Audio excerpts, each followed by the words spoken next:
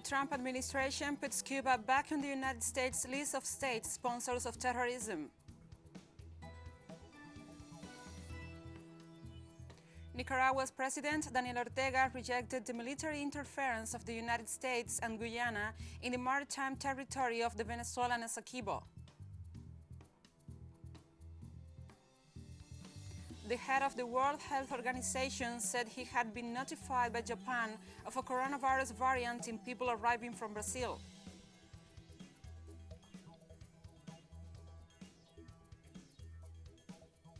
From the headquarters of TeleSUR English in Havana, Cuba, this is From the South.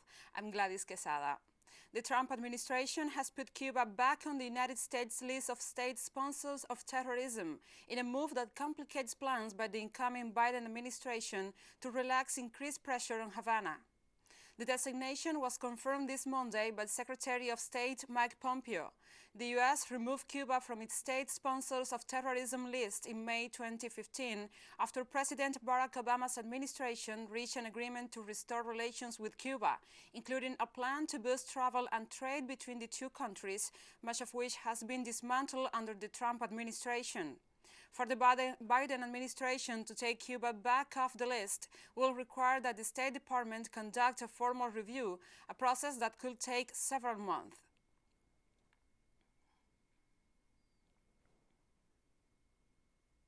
And Cuban Foreign Minister Bruno Rodriguez took to Twitter to condemn the recent decision of the U.S. government to redesignate Cuba as state sponsor of terrorism. Rodriguez stressed that the move was hypocritical and cynical, coming from the Trump administration, and noted that the U.S. political opportunism is recognized by those who are honestly concerned about terrorism and its victims.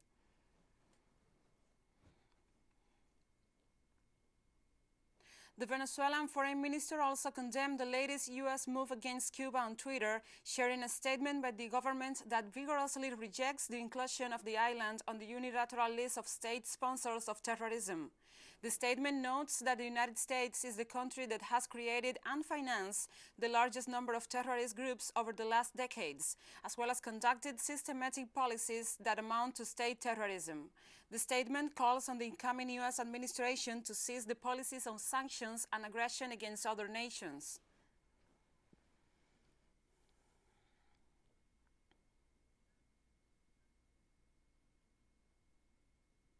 And Democratic Senator Patrick Leahy reacted to Secretary of State Mike Pompeo's announcement that the State Department is redesignating Cuba as a state sponsor of terrorism. He noted that the inclusion of Cuba on the list is a politicized decision and stressed that domestic terrorism in the United States poses a far greater threat to Americans than Cuba does. He also pointed out that the current U.S. Secretary of State has consistently defended Donald Trump's worst foreign policy failures and is on his ways out of office, appears to be intent to making things as difficult as possible for his successor.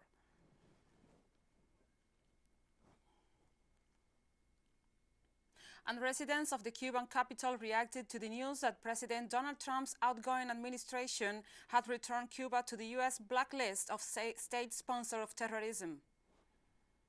My opinion as a Cuban is that the citizen who behaved like a child, Trump, no longer has a solution, and he has to hand over his weapons. He does not want to hand them over, and he wants to continue bothering our country. What Trump has is a nightmare against Cuba. He will never lose a desire to attack Cuba even if he's dead. He's always going to have it with him that Cuba bothers him in all senses, and he's never going to escape from that nightmare. He would like to be the owner of the world, but he can't. He really can't, and Cuba for him is an obstacle, and it will be. We're going to remember Trump as the 1932 cyclone that happened in Cuba. I think it was in Ciego de Ávila or Camagüey, in one of those areas. The majority leader of the U.S. House of Representatives, Steny Hoyer, has announced that the House will meet Wednesday to vote on impeaching President Trump. According to details from Hoyer's office, the House Majority Leader told members of the caucus call that they should plan to return to Washington on Tuesday in order to consider the measure offered by Democratic Representative Jasmine Raskin to push Trump out of via the 25th Amendment with a vote at 7:30 p.m. at the earliest. The House will then meet at 9 a.m. on Wednesday to consider the articles of impeachment. Hoyer also assured members that there will be heightened security in and around the Capitol for Wednesday's impeachment vote, according to a source on the call. House Democrats formally introduced their resolution to impeach Trump this Monday, charging him with incitement of insurrection for his role in last week's deadly U.S. Capitol attack. And also, in another blow to outgoing President Donald Trump in the final days of his administration, his acting U.S. Homeland Security Secretary Chad Wolf announced his resignation amid rising worries about the possibility of more violence during President-elect Joe Biden's inauguration next week. No reason was given for the resignation. Pete Gaynor, the administrator of the Federal Emergency Management Agency, will take over.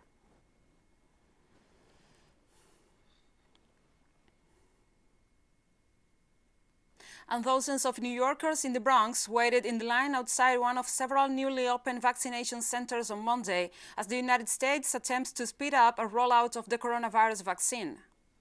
The vaccine, which is free, was reserved for frontline healthcare workers and staff and residents of nursing homes, with authorities threatened with fines for violating the rule.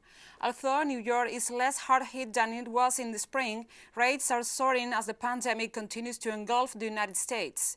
The U.S. is by far the country worst hit by coronavirus, with almost 375,000 fatalities from more than 22 million cases. I'm very happy that I got it. I cannot tell you how pleased I am. We lost our son-in-law to COVID back in April, and I think it's wonderful that they have gotten the shots, and I'm very glad that we got it. When I heard the sites were opening up, I just got on, and the fact that I was able to sign up for today, I said, yeah, okay, let's do it. It's a little surreal. I was not expecting to do that today, just less than 24 hours ago. So, but it feels good, and it feels like the right thing to do for everybody and my family and all the students and teachers. And a 280,000 square foot COVID-19 vaccination site that aims to inoculate 5,000 healthcare workers each day opened in downtown San Diego on Monday. The location was created in an effort to quickly roll out the vaccine and administer as many shots as possible to eligible residents. This new vaccination site has 42 tents, including 4 World Cup tents, that will administer the shot to about 2,500 healthcare workers on its first day. Afterwards, officials hope to increase that daily number to at least 5,000 individuals.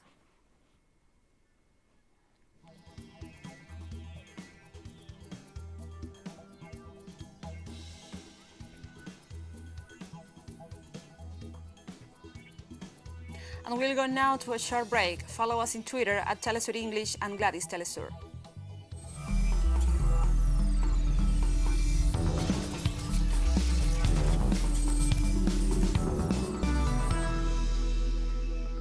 Welcome back to From the South. Nicaragua's President Daniel Ortega rejected the military interference of the United States and Guyana in the maritime territory of the Venezuelan Essequibo. What the American government is doing right now, bringing its war fleet into complicity with the authorities of Guyana in what is a flagrant violation of international law, because those waters cannot be transited by any country, because they are waters in the process of definition that belongs to Sister Bolivarian Republic of Venezuela and that belongs to Guyana. That is what the treaty is in the agreements, and are not respected treaties or agreements. Ortega also rejected the United States' decision to include Cuba in its list of countries that promote terrorism. What the United States is doing, which is incorporating the sister Republic of Cuba, wants to incorporate the family of Cuba, Cuban families, as a terrorist state which promotes hot terrorism. That is, we have an American government with an American president who continues to lash out a law and international order. The Venezuelan government has denounced joint military exercises carried out between the United States and the Cooperative Republic of Guyana as a threat to its sovereignty. Vice President Delcy Rodriguez stated that civil and military authorities are on alert due to the presence of a U.S. warship in the waters of the Caribbean Sea near Venezuela's maritime boundary. She noted that they will closely follow the military exercises undertaken with Guyana and stressed that this is the latest move by the outgoing government of Donald Trump, which intends to create provocations and continues to issue threats and aggressions against the Venezuelan people. We are watching a last-ditch move in the final hours of the Donald Trump administration, which intends to create and recreate provocations, threats and aggressions against the Venezuelan people, against our sovereignty and our territorial integrity. There is a U.S. Coast Guard vessel present. We are very closely monitoring the development of these military exercises to ensure that they are not carried out in Venezuelan waters. And the president of the Peruvian Society of Intensive Medicine, Jesus Valverde, warned on Monday that the beds of intensive care units in the country are already collapsed after the increase of patients with COVID-19. Jesus Valverde clarified that intensive care unit beds will not solve the problem of patients with COVID-19, so he proposed a second-level containment strategy. In addition, Valverde highlighted the continuous work of intensivist doctors over 10 months of pandemic, despite the exhaustion of the staff. Unfortunately, we do not have the capacity to take care of them because patients who enter the intensive care unit do not leave the hospital in a week, don't leave in 2 weeks. It is at least 2, 3 weeks or even more than 1 month to be able to leave the intensive care unit. And during his daily press conference this Monday, Mexican President Andrés Manuel López Obrador read out a letter sent to the King of Spain in which he asked him to acknowledge the crimes committed during the conquest of Mexico and offer an apology and reparations. The Spanish state to admit its historical responsibility for these offenses and to offer the necessary political apologies and reparations. For this reason, Your Majesty, the current Mexican authorities draw up a list of crimes which they will exhibit before the Kingdom of Spain before the end of the current year. That the Kingdom of Spain express publicly and officially the recognition of the damages caused. Portuguese Prime Minister Antonio Costa noted on Monday that the country has suffered record numbers of coronavirus fatalities and infections, making a new lockdown unavoidable.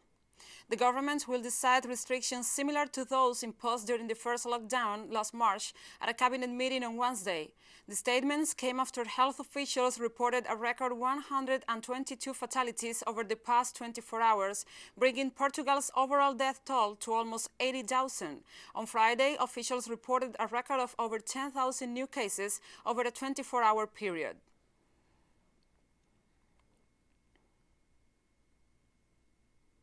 And we have more news coming up after a final short break, so stay with us.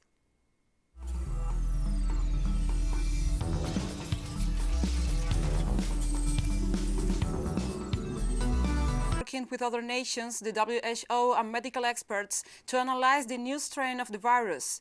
The previously identified variants from the UK and South Africa are more contagious, but the behavior of this variant and the illness its causes are not yet known.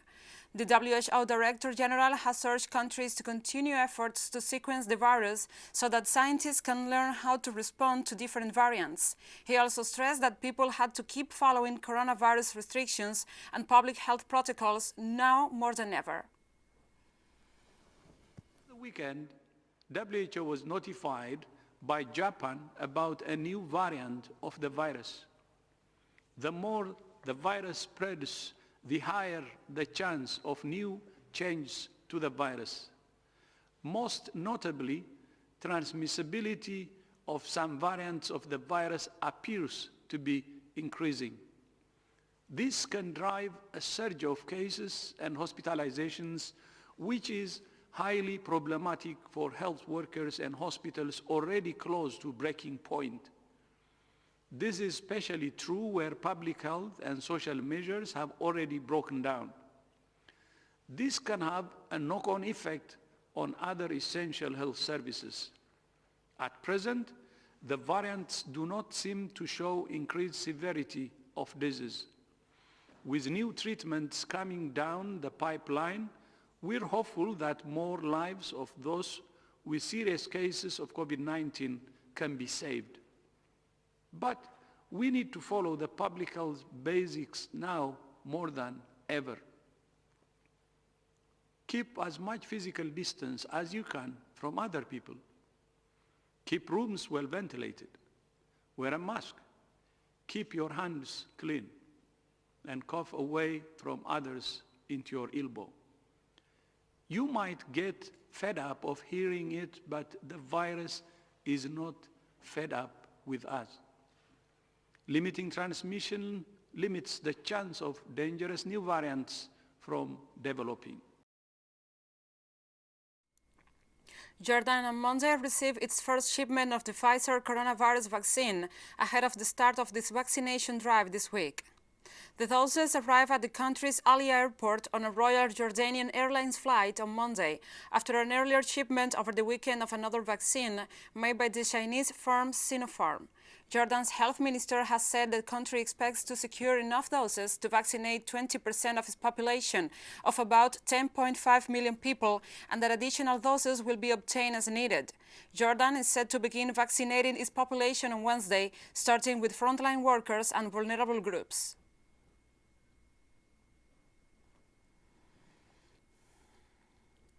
Lebanese authorities tightened a nationwide lockdown on Monday, including an 11-day, 24-hour curfew, amid a dramatic surge in coronavirus infections and growing criticism of the handling of the virus. Confronted with this reality, we cannot stay silent on the travesties that we are seeing in hospitals. We need to take new drastic measures so that we can mitigate the catastrophic consequence of the coronavirus epidemic. And His Excellency has announced a state of emergency of health to confront this dangerous reality. South African President Cyril Ramaphosa announced the delivery of 20 million vaccine doses during the first half of the year, as the country tackled an unprecedented surge in cases fueled by a new virus strain. That still needs to be concluded. We have to date secured 20 million doses to be delivered mainly in the course of the year and substantial amount of it in the first half of the year. The sale of alcohol from retail outlets and the on-site consumption of alcohol is still not permitted. Health services in several parts of the country reported that the prohibition of alcohol sales had significantly reduced the number of trauma cases seen in our hospitals over the New Year period. There are certain rituals that we perform in line with our respective cultures and traditions, not just at the funeral itself, but also many days before the funeral. But these are all things we simply cannot continue doing. Manufacturers. And the South African president also announced that the country's 20 land border ports of entry will be closed until mid-February as the country battles the strong second wave of coronavirus infections. This comes after congestion as the busiest posts were feared to be super-spreader events.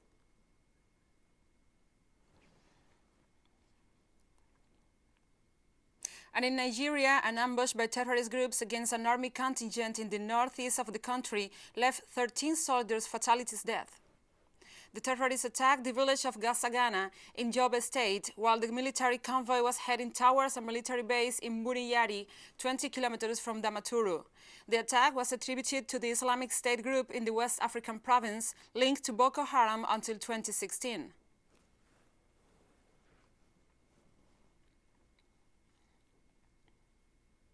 And also the Trump administration is set to designate Yemen's Houthi movement a terrorist organization, in a move that has been widely criticized as the war-torn nation continues to face the world's largest humanitarian crisis. Diplomats, international aid groups, analysts, and Yemenis themselves have stressed that the last-ditch move by President Donald Trump will further harm civilians, help tip the country into famine, and complicate any progress in reaching peace agreement.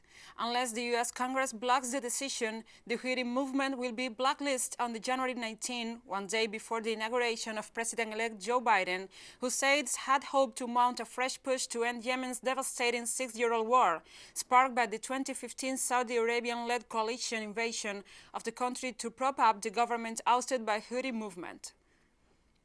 I think that the decision of the U.S. State Department to brand Ansar Allah as a terrorist group does not come in an appropriate place and time, especially during this particular period.